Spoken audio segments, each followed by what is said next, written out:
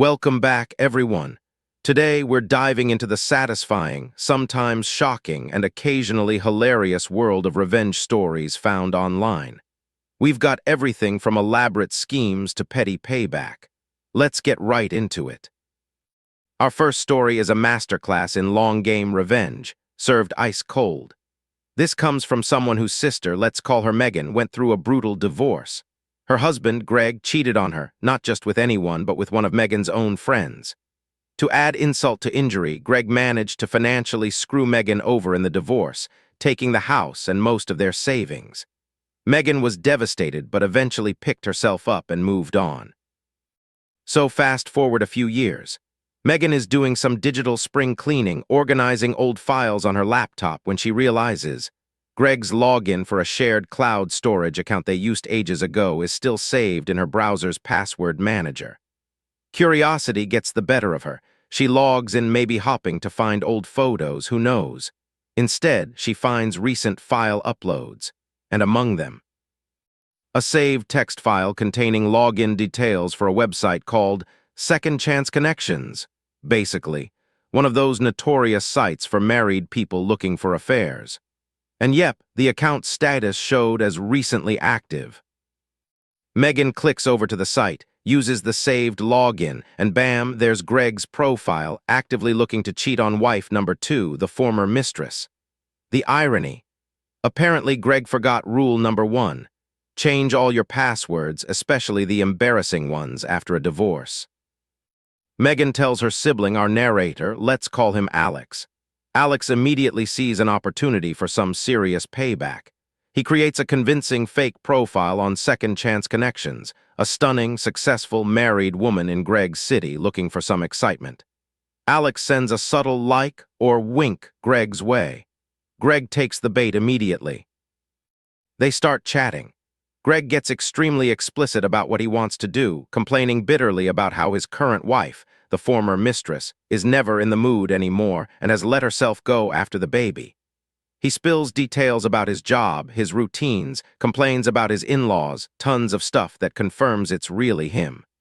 Alex strings him along for weeks, exchanging dozens and dozens of messages, building up the anticipation.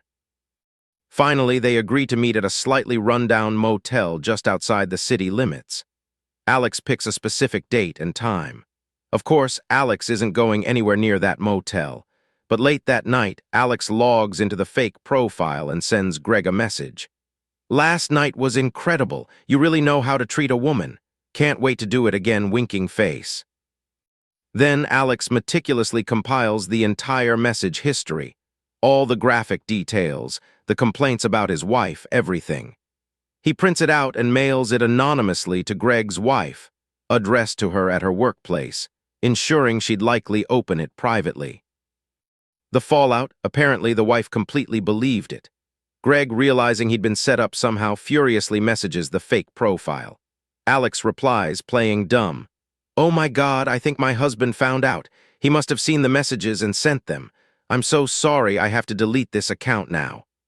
And Greg, blinded by panic and probably his own ego, actually believes this cover story. The end result: wife number 2 leaves Greg. In their divorce, she gets the house, full custody of their child, and significant alimony. Years later, Greg is reportedly still single, living in a tiny apartment, financially struggling, and has absolutely no clue that his first wife's sibling orchestrated his downfall. Alex says his sister prefers Greg doesn't know, enjoying the fact that Greg likely blames himself or just pure bad luck. Wow, that is some next-level, calculated revenge right there. Using the cheater's own methods and descuido carelessness against him. Brilliant. The fake meetup, the perfectly timed thank you message, mailing it to the office, chef's kiss. And the fact that he bought the "my husband found out" excuse, priceless. You almost feel bad for wife number 2, but hey, she knew he was married the first time around. As for Greg, sounds like karma served up by a protective sibling hit him like a freight train. What do you guys think? Justified or too far? Let me know. Okay, moving from marital betrayal to something a bit more domestic. This one deals with roommate frustrations and some rather questionable hygiene solutions. Let's call the writer Ben. Ben is a student living in a shared house with 3 other guys. He's good friends with 2 of them, but the 4th roommate, let's call him Liam, is newer. Ben met Liam in a class, thought he was cool, and offered him the spare room when Liam needed a place after a breakup. Things were fine initially, but soon Ben noticed a chronic problem: dirty dishes piling up in the sink, specifically Liam's. This is a huge pet peeve for Ben, especially since they have a dishwasher and a clear house rule: clean your own mess. Ben talks to Liam about it. Liam apologizes, promises to do better, and nothing changes. The dishes keep piling up. Ben's frustration grows, so one day he decides on a creative solution. He notices the return air vent grill in the hallway right outside Liam's bedroom door. He takes a couple of Liam's dirtiest, crustiest plates and carefully slides them inside the vent duct. Out of sight, out of mind, mostly. He keeps doing this sporadically over the next couple of weeks, whenever Liam leaves a particularly egregious mess. A dirty bowl here, a greasy pan there, small ones, presumably. Eventually, Liam starts complaining about a weird, funky smell in the hallway near his room that just won't go away, despite air fresheners and incense. Finally, maybe suspecting something or just investigating the smell, Liam checks the vent and discovers the moldering collection of his own forgotten dishes. He is, understandably, furious. Ben admits he still kind of likes Liam otherwise and wants to maintain the friendship, but he's at his wit's end about the dishes and just doesn't know how else to get through to him. Okay, hiding dirty dishes in an air vent? That's definitely a choice. On one hand, I totally get the frustration. Living with someone who consistently refuses to clean up after themselves is maddening, especially when there's a dishwasher right there. But on the other hand, that smell must have been legendary. Plus, isn't that asking for bugs or mold issues in the vents? A lot of commenters suggested just putting the dishes on the roommate's bed or kicking him out. Seems less likely to cause property damage. It's petty revenge for sure, but maybe not the most practical. What's the worst roommate revenge you've ever heard of or dished out?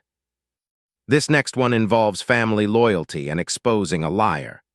The writer's older sister, let's call her Sarah, maybe mid-40s, was dating a younger guy, Marco, late 20s, early 30s, for several months. They had the exclusivity talk, and Sarah believed they were in a serious, committed relationship. Then came the bombshell discovery. Marco wasn't just dating Sarah exclusively, he was married. Had been for years. Sarah and her family, including the narrator, found out suddenly, maybe through a mutual acquaintance, or perhaps Sarah saw something suspicious on his unlocked phone or social media slip-up. Sarah was heartbroken and furious. They immediately cut contact with Marco, but the narrator felt strongly that Marco's wife deserved to know the truth. The challenge: they didn't know the wife's name or contact info, and Marco wasn't about to volunteer it. So the narrator turns detective. They use one of those online people finder services, the kind you pay a small fee for plugging in Marco's name and known details, like his city, maybe his workplace if they knew it. These sites often list known relatives and associates. Sure enough, they find a likely match for his wife, let's call her Isabella, listed at the same address or as a close relative. A quick cross-reference on social media confirms her identity. Now the delicate part. They get Isabella's phone number. Sarah steels herself and makes the call. The narrator mentions in an update that Sarah was calm and direct. She introduced herself, explained how she met Marco, how long they dated under the assumption of exclusivity, mentioned specific dates, places they went, and maybe even intimate details or promises Marco had made. During the call, Sarah texted Isabella proof, screenshots of call logs showing frequent and late-night calls with Marco, and maybe a couple of innocuous photos of them together, like having coffee. Nothing scandalous, just proving they spent time together. According to the narrator, Isabella was mostly silent on the phone, clearly in shock. Her only real responses were things like, "Who is this?" at the beginning and a quiet, "Oh God," later on. Sarah ended the call by saying she was sorry Isabella had to find out this way, that she could call back anytime if she had questions, and that she hoped Isabella would be okay. No yelling, no drama, just delivering the facts. The narrator assumes Isabella was processing the shock and would likely deal with Marco later. They felt justice was served by informing the wife. Hugh, that's a tough situation all around. Finding out your partner is married, devastating. Major props to Sarah for handling that call with such composure. No screaming or blaming the wife, just calmly presenting the facts and the proof. That takes strength. Using those online search tools is pretty clever detective work too. While some might say, stay out of it, I think most people agree the spouse deserves to know the truth about who they're married to. It's about giving Isabella the information she needs to make her own choices. Hopefully, Marco faced some serious consequences at home.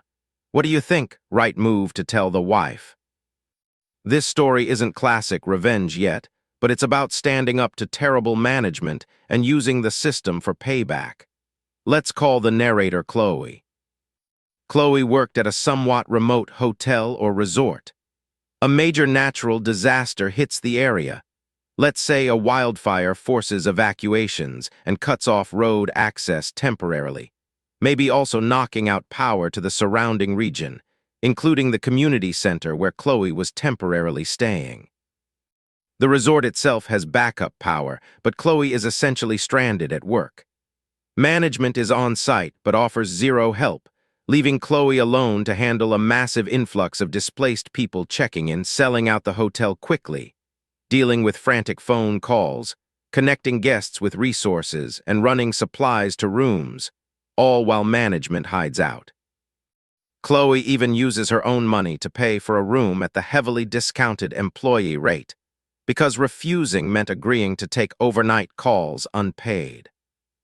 Despite her paying, management starts forwarding the main hotel phone line to her room after she locks up for the night, waking her constantly. When she unplugs her room phone to get some sleep, they have the nerve to write her up. Other issues piled up. Management screaming at each other at the front desk. Another employee giving a key to an already occupied room. Payments not being collected correctly. Management talking negatively about Chloe in a language she doesn't understand, like Spanish, right in front of her. Violating their own English only at the desk policy. Chloe pushes back, refuses unreasonable demands to work overtime, tells them to stop the public arguments and the insulting comments. The final straw comes when Chloe tries to come in for her shift, walking from her paid room on site. Management physically blocks her from entering, tells her she's fired effective immediately, and orders her off the property without letting her retrieve her personal belongings from the room she paid for, nor offering a refund for the unused nights. Chloe stands her ground just off the property line and calls the police. Management tries to demand her arrest for trespassing, but the responding officer knows Chloe, she's helped them out before, and tells management they must allow her to collect her things, though they still refuse in the moment. Chloe is now gathering all the evidence, the unfair write-up, proof of payment for the room, records of her work hours, witness accounts if possible. On the advice of the police sergeant, she's filing multiple complaints with the State Labor Board for wrongful dismissal, constructive dismissal, making conditions so bad she'd be forced to quit, and ongoing wage theft for the unpaid overnight calls issue. She's also pursuing both civil and potentially criminal charges related to being denied her belongings and the refund. She mentions a manager previously told her, regarding labor laws, "The law does not apply here." Chloe is determined to prove him wrong. "Oh, this makes my blood boil. This isn't just bad management. This sounds exploitative and illegal. Trapped by a natural disaster, forced to pay for a room, overworked to the bone while bosses hide, then fired unjustly and denied her stuff. Unbelievable. That manager saying the law does not apply here is going to eat those words. Good for Chloe for documenting everything and going straight to the authorities and the courts. This is the kind of revenge that's actually justice. We need an update on this one. I hope she takes them to the cleaners." Sometimes revenge isn't something you do, it's something you get to watch unfold over time. This story is about childhood bullying and the long-term effects of bad parenting. Let's call the writer Emily. Emily grew up with a male cousin, Kevin, around the same age. Kevin's parents, Emily's aunt and uncle, were well off and incredibly indulgent, letting him get away with murder. Kevin constantly picked on Emily, bullied her, was generally mean. One time when they were kids, he didn't just tease her, he physically hit her hard enough to leave her sobbing and hyperventilating. When Emily told her parents, Kevin faced almost no consequences. Emily's mom was furious, but her aunt, Kevin's mom, Diane, brushed it off. If Emily ever defended herself or talked back, she was the one who got scolded by Aunt Diane. Fast forward to adulthood. Emily has done well for herself. She's successful, independent, living a good life. And Kevin, he's what the writer calls a bum. Never finished college, struggles to hold down a job, still lives at home with his parents well into his adult years. He's apparently become a recluse, spends his days smoking and drinking, showing little ambition. His mother, Aunt Diane, is reportedly very depressed and deeply disappointed by how he's turned out, constantly wishing he'd do something with his life, but he doesn't. Here's the interesting part. Emily says she actually forgives Kevin for the childhood stuff. She realizes now how much his parents, especially his mother, enabled his behavior and failed to teach him accountability or resilience. She sees his current situation not as something to gloat over maliciously, but as the natural, sad consequence of his upbringing. The best revenge, in this case, is simply living well and seeing that the lack of consequences in childhood ultimately crippled him in adulthood. This is that slow burn, observational karma. You really feel for Emily having endured that childhood bullying with zero support from her aunt. But her perspective now is incredibly mature, recognizing that the real failure was the parenting that created this entitled, non-functioning adult. That's insightful. It's a sad outcome for Kevin, but a direct result of being coddled and never facing consequences. As the saying goes, the best revenge is living well, and Emily is doing just that while Kevin isn't. Sometimes life delivers the payback for you. Okay, let's lighten things up slightly with some classic petty revenge. This happens in that everyday battleground, the grocery store checkout line. Let's call the writer Sam. Sam is waiting patiently in line at a local grocery store, basket in hand, next up to pay. Suddenly, a woman swoops in from the side and cuts right in front. Sam is initially annoyed but thinks, okay, fine, she only has like 3 items, I'll let it slide. But then the woman turns and gives Sam the look. Not just a glance, but that slow, deliberate head-to-toe scan, dripping with judgment, as if Sam was the one who did something wrong by existing in the line she just cut.